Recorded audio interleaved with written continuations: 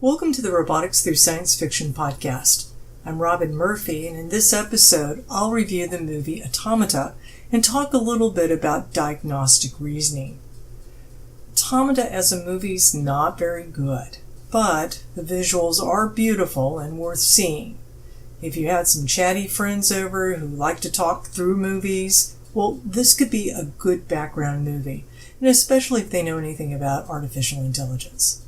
If you're looking for a 2001: A Space Odyssey or Blade Runner moment of visual transcendence, don't bother. Automata is the 2014 movie by Spanish director and auteur Gabe Ibáñez Antonio Banderas is not the sexy Puss in Boots, but a sad, very sad corporate insurance investigator drawn into an underground robot uprising. It's not even really an uprising, it's actually an exodus of the hated underclass of robots from the artfully collapsing cities. Robots were built to save the world from desertification, but have failed in the planet-wide task and now fill in odd jobs or are simply homeless. One robot apparently has circumvented the inexplicable prohibition on self-repair, with self-repair somehow being the key to sentience. The company is liable, so off Antonio goes winding his way, frowny faced, under steampunk blimps and into desert storms that would have looked good in Dune. The movie is hauntingly beautiful, but the plot is incoherent and the science narrative is dubious. Self-repairing robots are a danger to humanity?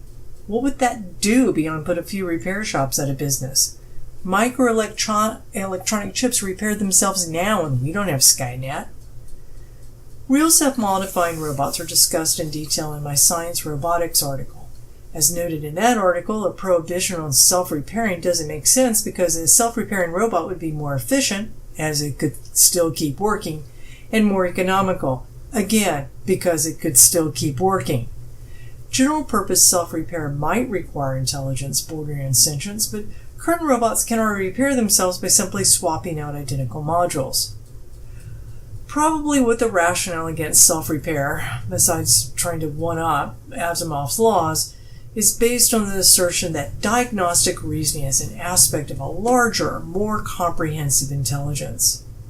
And indeed, diagnostic reasoning requires intelligence, but with the current level of artificial intelligence, that intelligence is generally the designer's intelligence rather than the robots.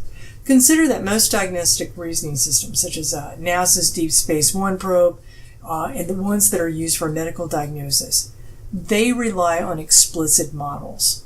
In Deep Space One, the model is a representation of all the detailed parts, the space probe's components, how they're connected, and their causal relationships. In medical diagnosis, the model is usually a Bayesian belief network capturing the frequency in which diseases and symptoms occur.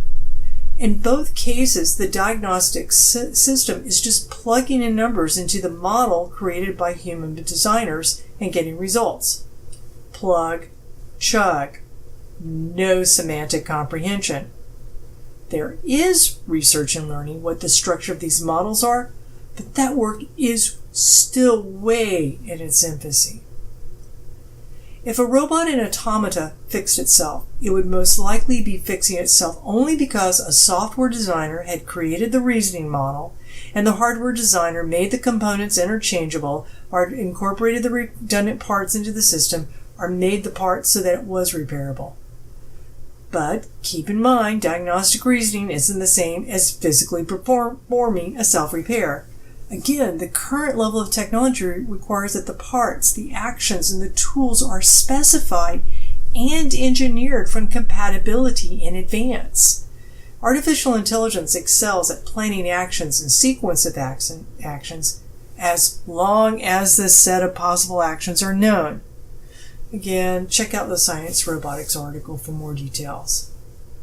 So my recommendation is to watch Automata for the art school visuals, but turn the sound off and make up your own version of what's going on. Your plot will be better and more interesting. Remember to subscribe to our Robotics Through Science Fiction podcast and YouTube channel so you won't miss a thing.